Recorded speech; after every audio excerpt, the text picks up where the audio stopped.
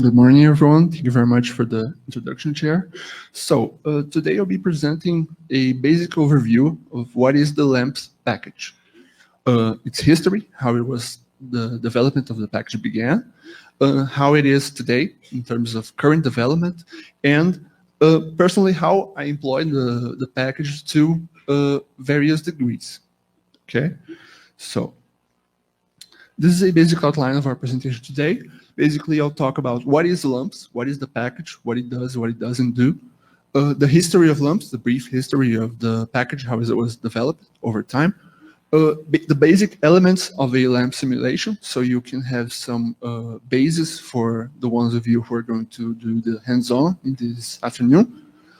Some notable works, some key mentions about LAMMPS, some statistics about citations and other key aspects, how I employ LAMMPS, some of the typical calculations I use in order to estimate various properties, and some future perspectives about the software itself, how it is currently being developed, and what direction it is headed.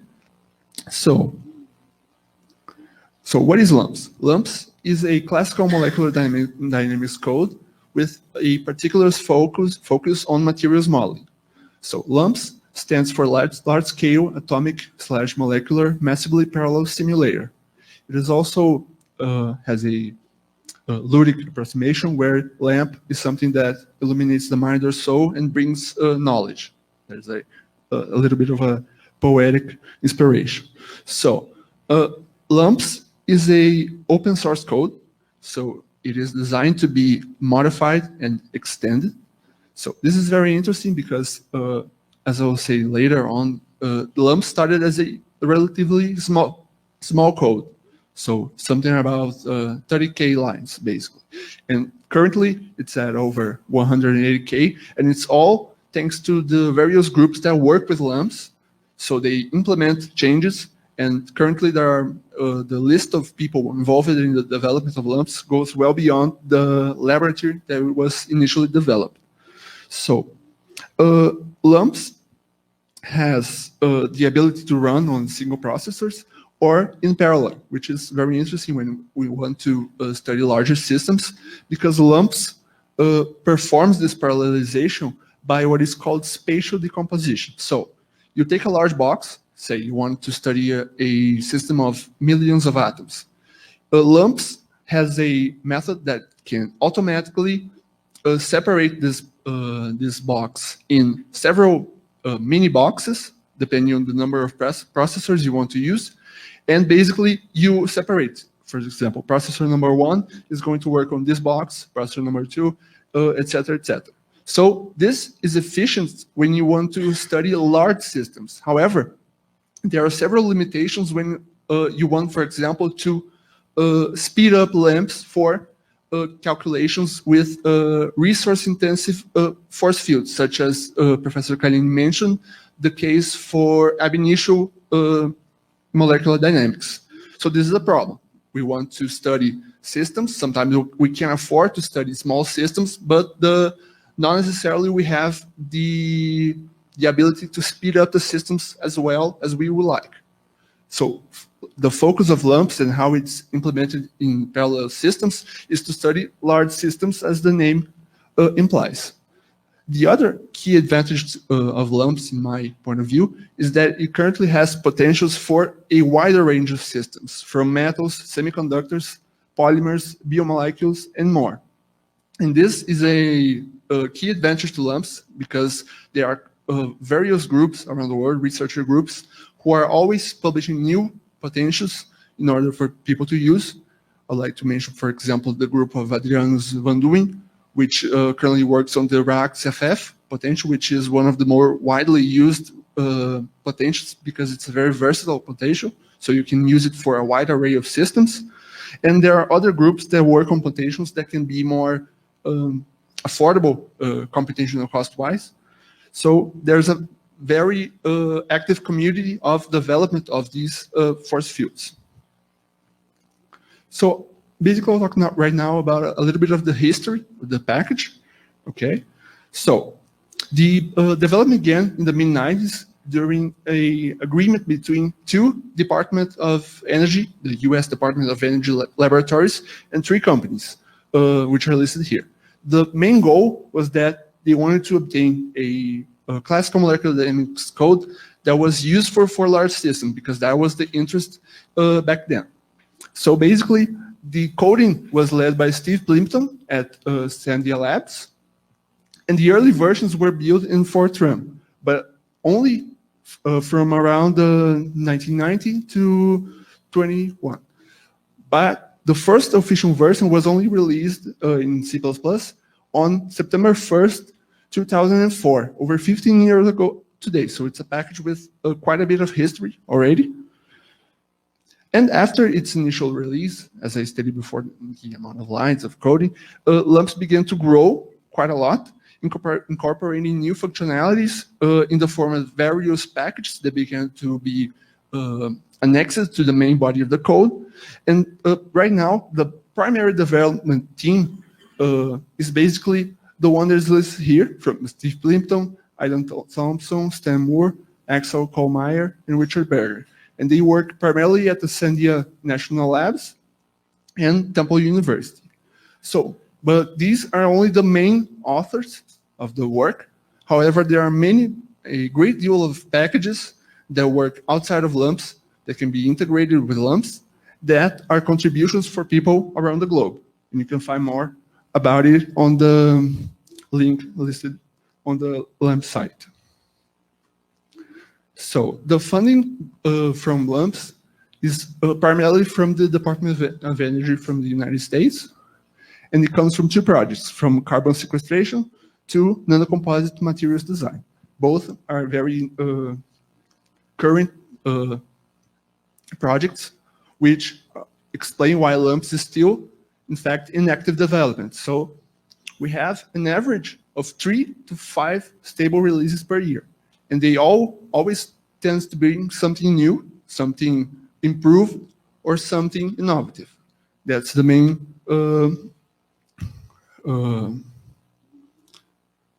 goal for LAMMPS development. So right now, I'm going to talk a little bit about how LAMMPS works, what are the key elements that comprise a LAMMPS simulation, and starting with, so basically to perform any molecular dynamics simulation, you have to have a series of items. So you need to first have an initial configuration. That is, that can be many forms. So you can have a lattice with filled with atoms or molecules. You can have a explicit definition of atoms, their positions, their bonds, their dihedrals. So this initial configuration can be very simple, only the positions and the species of atoms, or they can be more complex, where you specify bonds, dihedrals.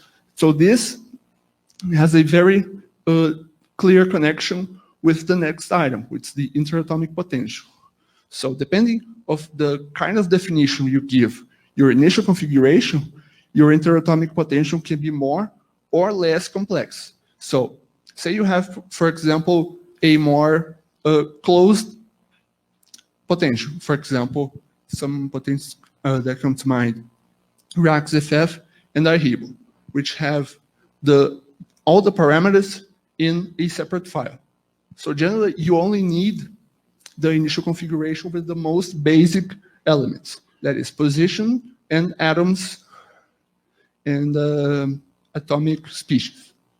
However, if you're defining, like Professor Canini said before, several aspects such as individual bonds, strength, and relative size, that means the elastic bonds coefficient, the angles, the dihedrals. So those are all elements that will be specified and the interatomic potential.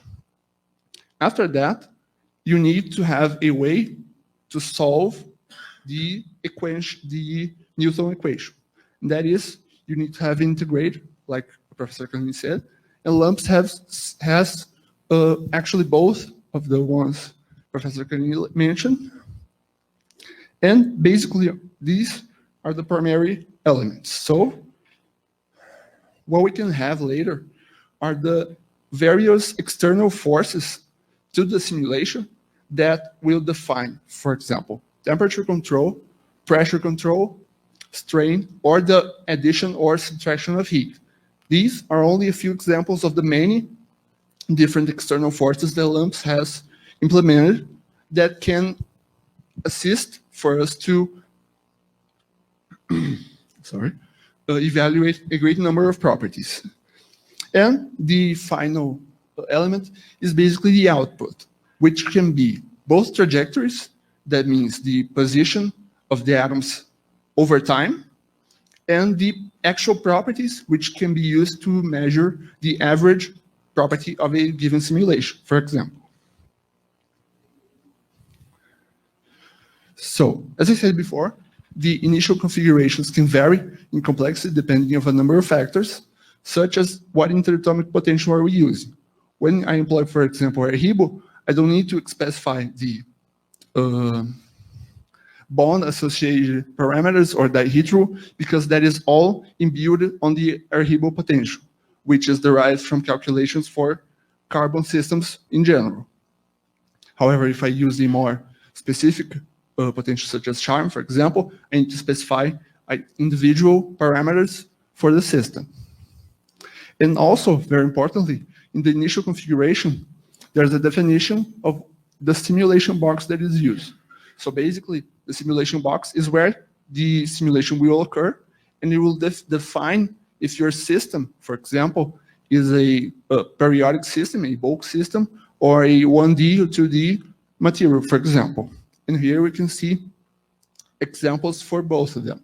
In the right, we have an isolated molecule, in which case we want to incorporate as much vacuum as so that the periodic images are not interfering with each other. And in the left, we have a periodic structure where we have the periodic bond conditions creating a perfect 3D system, for example.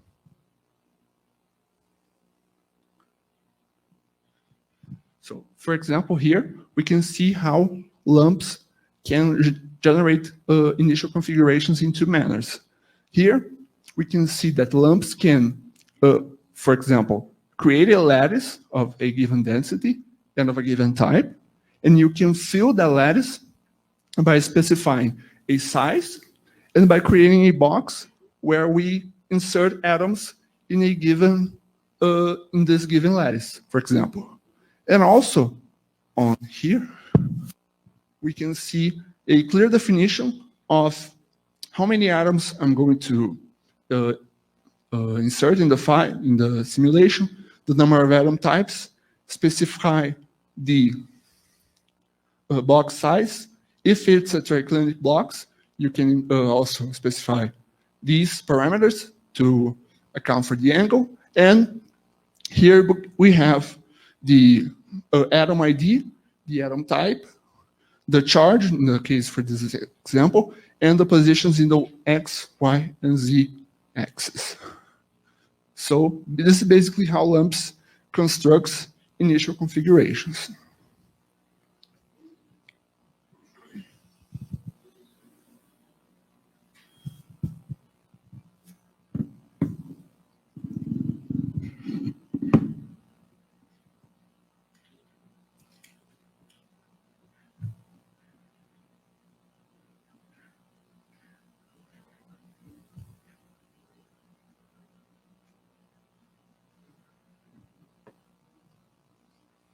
Sorry for the delay. So now I'll talk a little bit about the interatomic potential. The potential basically describes how the system you want to study behaves.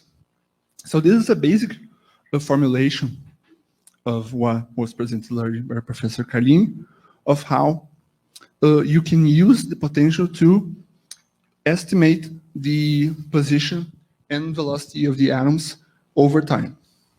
So LAMMPS has several interatomic potentials embedded, in which case you only need to define a few parameters and others where you need to provide the parameters in a explicit format, for example. Here I have a table which describes a little bit of how several of the parameters, the potentials in LAMMPS, compare in terms of performance. So as you can see here, we have a reference, which is the Lennard-Jones potential, which is essentially the most simple potential you can have for interatomic interactions. And we see here the ratio of performance for a given number of parameters. I'd like to point out here some interesting details. Since most of us have a more quantum-oriented background, I have to point out here that VASP overall has a millionth term ratio to Lennard-Jones. So basically, when comparing Lennard-Jones and VASP simulations, Lennard-Jones is over a million times quicker in terms of ability to perform calculations. And the very others potentials, they have very different performances. So you have some potentials such as IHIBO, which is a widely used carbon-based potential, which is relatively slower. However, ReaxFF, for example, which is also widely used, is much slower because when you make your interatomic potential more generic, you increase the number of parameters, and generally you tend to make it less transferable and more slow.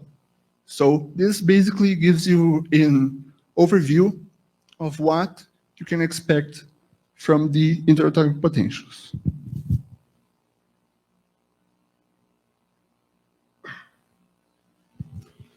So just a quick note, LAMMPS has several options for time integration, both the Verlet and the RRESP options. And they basically offer a trade-off between accuracy and speed.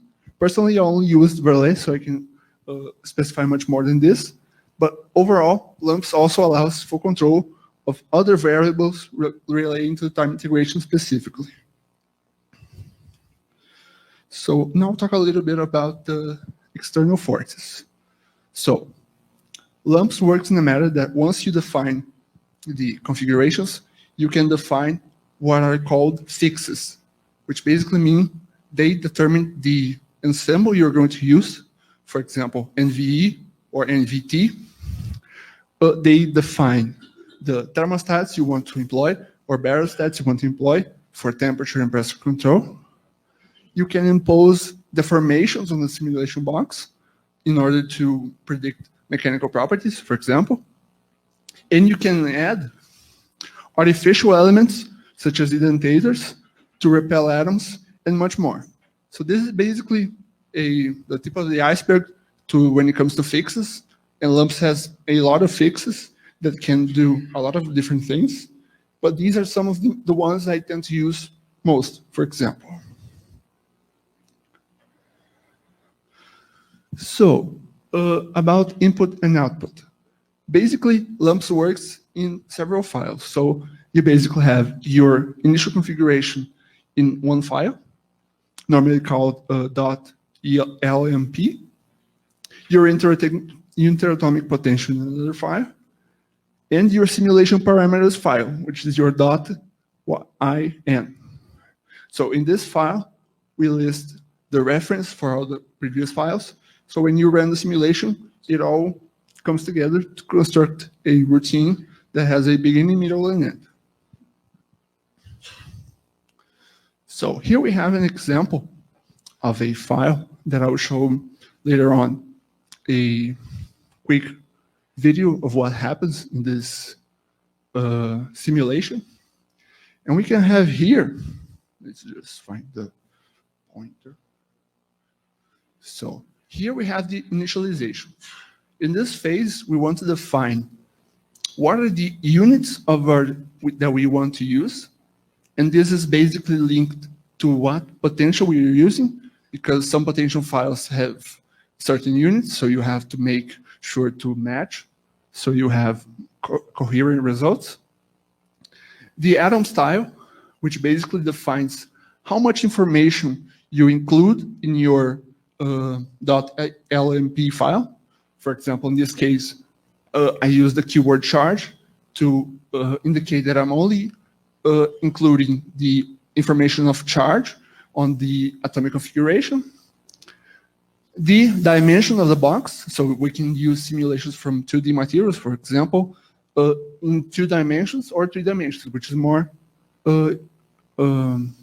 normal to use 3 dimensions here. Only in some very early simulations we do 2-dimensional simulations. The boundaries, so if you want periodic boundaries or if you want non-periodic boundaries. In this case, in my experience, I only used periodic boundaries. I personally believe that when you start to adding non-periodic boundaries, you start having some consistency problems. And this case is just a keyword to indicate that the angle of the box is large. So once we set up the initial information, we can create the initial conditions. So basically, I inform it to read that file I showed earlier. So that is the information for the box and the atomic positions, for example. I can specify the mass for the different atoms, both here and on the configuration file. Then I can create what are called groups, for example. In this case, I have a TMD nanoflake being deposited on a graphene surface. So I want to separate the potential energy effects of both groups. So in this case, I create a group called carbo for all the graphene atoms and a group called TMD for all the TMD atoms, for example. Here we have the definition of what is the pair style. So I define that I'm using the reactive FF potential. I have some parameters that relate to the neighbor list, which are important to make sure that the computation occurs without error. And here we have a key element of the LAMMPS simulations, which is basically a minimizer. So this is a step before the simulations where we can try to take our initial configuration and try to start it from a point of less energy. So this is basically a conjugate gradient algorithm in order to start with a more stable configuration. This is something that's also often quite useful to include. Here we have some other directions for the organization of files and the time step for the simulation. And here we can compute specifically the potential energy for the different groups we want to know. And here we have what are the outputs of our simulation. So we can have, for example, .xyz files and .cfg files, which are different forms of displaying configurations, or the displaying trajectories, actually. And also, we can generate here the different thermodynamic properties and other structural properties for a system that is going to be, for example, computed every 1,000 simulation steps, for example. And finally, we have the run command where we can start the simulation. So here I highlight a bit more about the output of the system, where you can see here we can have multiple different outputs that can create different files with different information. For example, in the first, we can create a basically position configuration for the trajectories. But on the second one, we can also create these CFG files, which you can include per atom information. So for example, later on I will show you a little movie of a structure being deformed, and we can actually add the strain in each atom in this file, so we can color it according to the tension that is being applied to the material. And here we have basically a matrix that you can create with the variation of the temperature, pressure, box size over time. Here I'm going to talk a little bit about some statistics about the LAMMPS use. So the original article, which describes the method, which is basically the reference the creators of LAMMPS prefer, has over 22,000 citations, according to Google Scholar. So it's a widely cited work. And there are several works, which you can read more about on the LAMMPS webpage, that have received the cover spot on high-impact journals, which shows that the work used with LAMMPS is very relevant. So now I'm going to briefly talk about how I employed LAMMPS in previous calculations, how I currently employ LAMMPS. So this here, we have that simulation where we discussed before. So as you can see here, you want to start generally for more advanced tests with the most stable configuration. So in that sense, most of the LAMMPS simulations begin with structural optimization tests. And they can be done both by the minimize command, which tends to override the effects of temperature, and by performing a MD run at low temperature, such as 0.1 Kelvin, for example. So here we have the animation of what is a nanoflake of molybdenum disulfide being adsorbed on a graphene layer. As you can see, you start with the initial configuration, and by using the minimize command and the MD run, we try to find out what is the most stable configuration for this particular system, for example. Here we have an example of what I mentioned before about tensile strain. So as you can see here, we can impose on a given axis a continuous strain. So for example, we have the axis X and Y.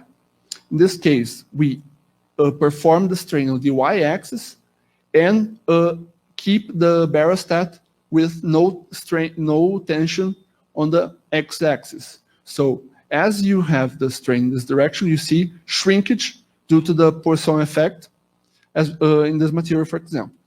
And we can see here that as the structure deforms, the color changes from this blue to yellow and eventually close to red, where we can see the fracture of we can see the distribution of stress along the structure, which can be a valuable information. Here we have some examples, some things I showed yesterday, where we can have the separation of gases, for example, by creating artificial, for example, we want to evaluate the gas flow from this reservoir to this one. However, we have periodic conditions. So an atom can simply go through here and end up here. To address this issue, we can create artificial barriers here and here, for example, in order to begin a simulation by stabilizing the gas on this reservoir, and then removing this restriction and allowing the gas to only flow in this direction. In that case, we can evaluate the rate of molecules that pass for each species and use this information to evaluate selectivity for mixtures such as these ones, which is what I presented in the work yesterday. So basically, I want to talk a little bit more about some future perspectives and some final words. Basically, what the basic trends that are governing the evolution of the LAMMPS at this moment is first, to find more ways to compile LAMMPS in order to make it more accessible. Second, to grow the implementation of LAMMPS and its individual packages on both Intel PHY and Xeon processors, and also, as Professor Karim mentioned, on GPUs, which is expected to make a great difference in the performance of LAMMPS calculations. And also, overall, there's a constant development to make packages, to offer improvements on packages, such as, for example, the RAXFF package. In 2018, there was a significant improvement of the RAXFF package, which for me was very good because RAX is very slow. And there's also always the search to implement new packages. For example, recently there was the implementation of a DFTB package called Latte, which tends to expand the possibilities for calculations using LAMMPS to closer to first principles calculations, for example. And that is all. Thank you very much for the attention.